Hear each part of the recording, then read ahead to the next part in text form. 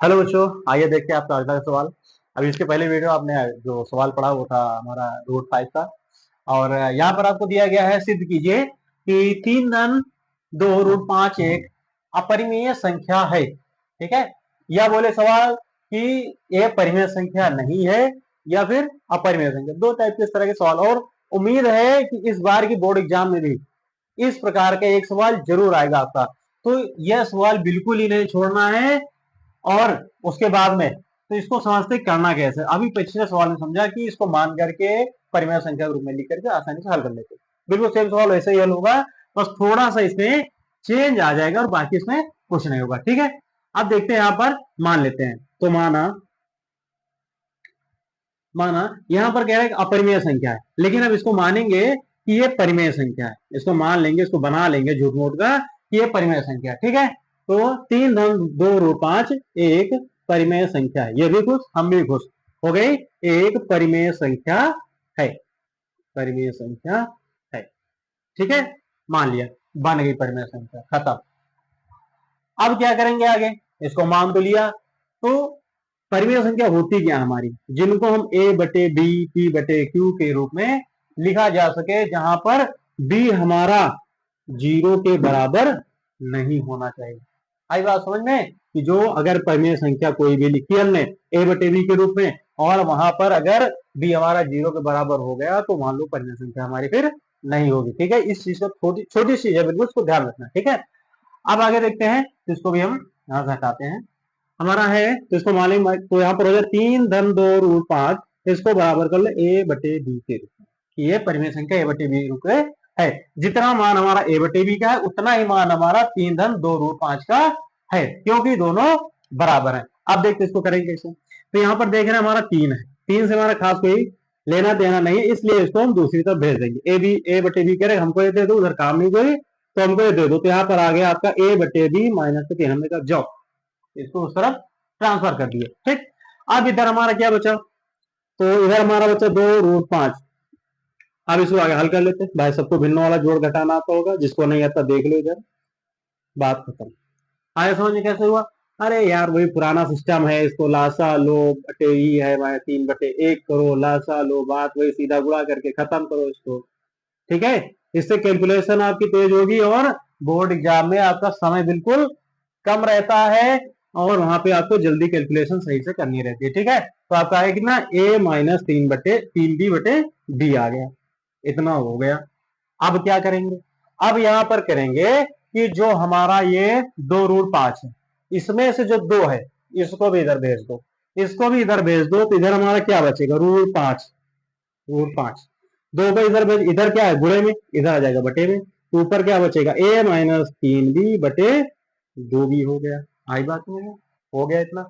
अब उसके बाद में अब देखते हैं कि ये चीज जो ये वाली चीज है, लिखा क्या है यहाँ पे, लिखा ए माइनस 3 बी बटे 2 ठीक है, तो यहां पर जो आपका ए है, बी है, 3 है, 2 है, ए बी 3 2 जो भी है, ये सब क्या है, एक प्रकार के पूर्णांक है। ठीक है, तो इसको लिख लो, यहां पर क्या है, पूर्णांक। ये सभी सभी पूर्णांक है, क्या है, पूर्णांक है। इतना हो गया।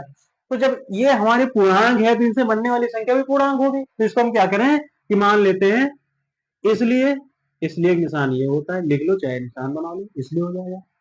तो यहां पर इसलिए हमारा हो जाएगा a-3b, लिखा क्या है, a-3b/2b। ठीक, ये भी एक ये भी एक पूर्णांक होगा, ये भी एक पूर्णांक होगा। आई बात समझ में, तब तक सवाल ये हो गया। अब उसके बाद में देखो क्या करना है, जब ये पूर्णांक बन गया तो आगे करोगे क्या, तो जब ये पूर्णांक हो जाएगा, तो ये बराबर किसके, रूट 5 के। ठीक है, ये बराबर किसके, रूट 5 के। तो जब दोनों बराबर है, तो इसलिए यहाँ पर रूट 5 भी तो होगा पूर्णांक, होगा कि नहीं, पूर्णांक होगा, बिल्कुल है, क्योंकि दोनों बराबर है, इसलिए रूट 5 भी पूर्णांक होगा। इतना इसका ध्यान रखना आपको कि हमको करना क्या है, भी पूर्णांक होगा। आई बात समझ में, खत्म। इतना हो गया। अब इतना कर लिया, सवाल मान लो हो गया। यहाँ पर जब ये पूर्णांक है तो ऋण 5 भी पूर्णांक होगा, क्योंकि दोनों यहाँ पर ये बराबर है। LHS बराबर, जिसकी जितनी वैल्यू इधर आ रही है उतनी वैल्यू इसकी है, क्योंकि यहाँ पर लगे बराबर। आई बात समझे? अब देखो, तो जब ऋण 5 भी एक पूर्णांक होगा तो अब आगे करना क्या है, दो चीजें और ध्यान रखना हमको। ऋण 5 एक पूर्णांक है, लेकिन क्या एक परिमेय संख्या है? नहीं है। तो यहाँ पे लिख लेंगे, परंतु सवाल करने की स्टेप देखना, पहले इतना कर लो, उसके बाद में ये स्टेप आएगा। ठीक है बच्चों? तो यहाँ पर परंतु ऋण 5 एक अपरिमेय संख्या है। अपरिमेय संख्या, अपरिमेय संख्या, अपरिमेय संख्या है। ठीक है बच्चों?